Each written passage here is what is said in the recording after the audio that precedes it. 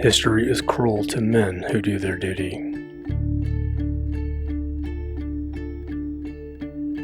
It remembers his victories. Yet, it forgets how he stood when it cost him everything. A man can give everything, stand where he is required to stand, and still be judged by a final moment. We see this happen to men all the time. In families, at work, in war. The totality of a man's life reduced to a single outcome. We judge men by a single moment. A failed marriage, his children stolen by decree, a career ended in a moment, a battle they could not win, a moment that slipped beyond their control. And then we forget the years of discipline that came before it.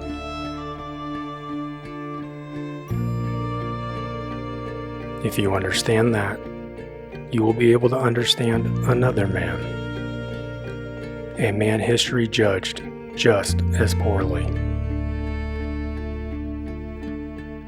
Harold Godwinson.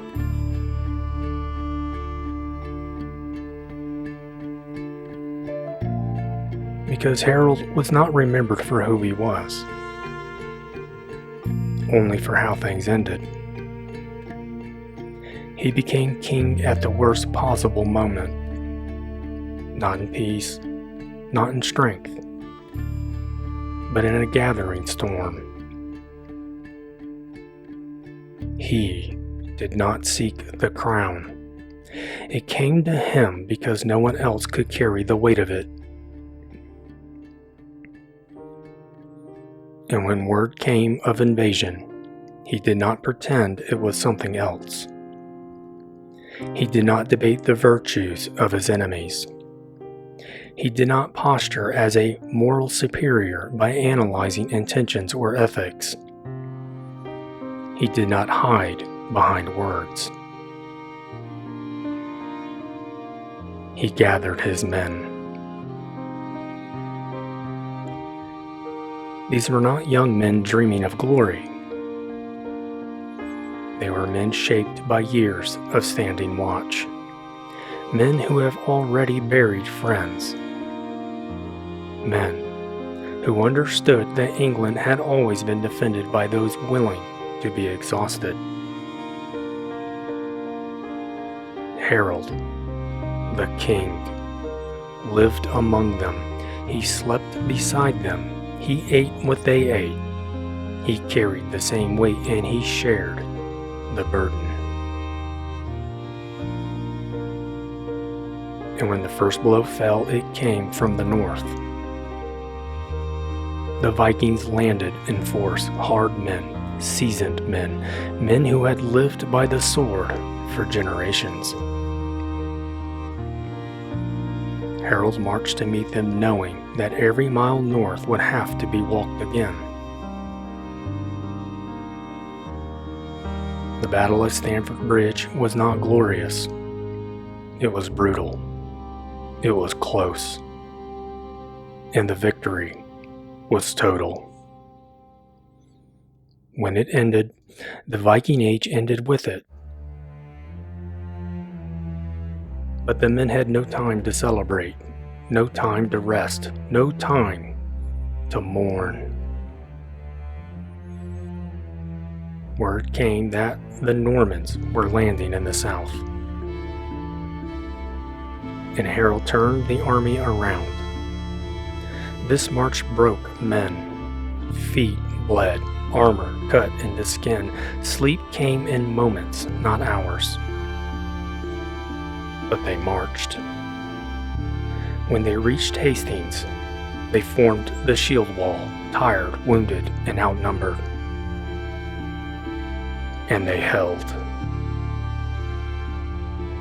charge after charge broke against them. Cavalry fell, men screamed, the line bent but did not break. For hours, then days, the shield wall stood, and King Harold was at its center.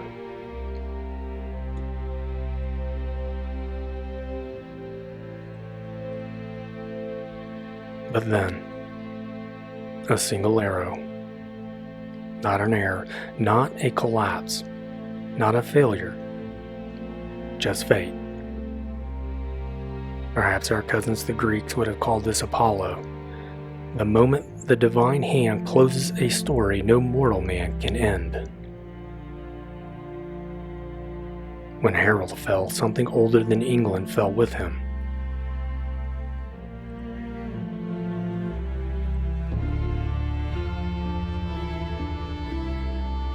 There will be men who hear this story and call Harold a failure.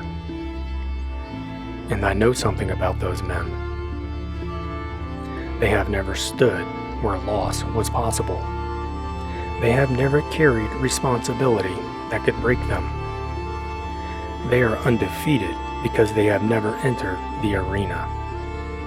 And my son, that is not a victory. It is avoidance. Now, I cannot hear this story without feeling the loss of it. Even now, it catches me in the throat every time. If he had won, he would be remembered as the greatest warrior king our people ever produced. But he did not win, and yet, still, he was great. No man defeated him, only fate. And when I sit with this story, I don't just think about Harold. I think about the men I have known. Men who stood when they were required to stand and were forgotten when the world moved on. Men who carried burdens they did not choose and were judged by the moment that broke them. Men whose names are not remembered because no one wrote them down. I think about how many men have lived and died this way. How many heroes history never bothered to notice. How many did everything right and still lost, not because they were weak, but because fate was stronger. Harold's story matters because it reminds us of this. You are not your ending. You are what you stood for when standing cost you something. Every man listening to this is standing on ground paid for by men like him. Men who did not become legends, men who died without songs. Men abandoned to history so that you could stand where you stand now. And tonight, you and I remember them. Not as failures, not as footnotes, but as what they were. Men who stood.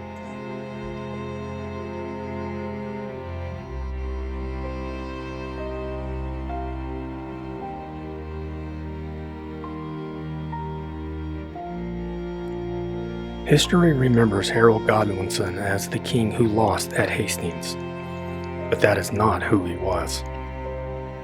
This is the story of a man who faced the impossible and stood anyway. In the year 1066, England was attacked from two sides at once. Vikings in the north, Normans in the south. Two invasions, one kingdom, no rest. Harold did not panic, he did not negotiate, he did not surrender to despair. He gathered his men, he marched north. He crushed the Viking invasion at Stamford Bridge so completely it ended the Viking Age of raiding in England. Then, without rest, without relief, he turned his warband south and met the most heavily armored force in Europe at Hastings. For days, the Saxon shield wall held. Wave after wave broke against it. Harold stood. And when fate finally took him, it was not by defeat, but by a single arrow, a moment of destiny that changed history forever. This episode is not about losing. It is about standing when standing is all that is left. Because a man is not defined by his ending. He is defined by his conduct when the ending is uncertain. This is the Harold story. A story of the man in the arena. A story for men who have risked everything and for those who must learn to. For the men who stood before us and the men who must stand again.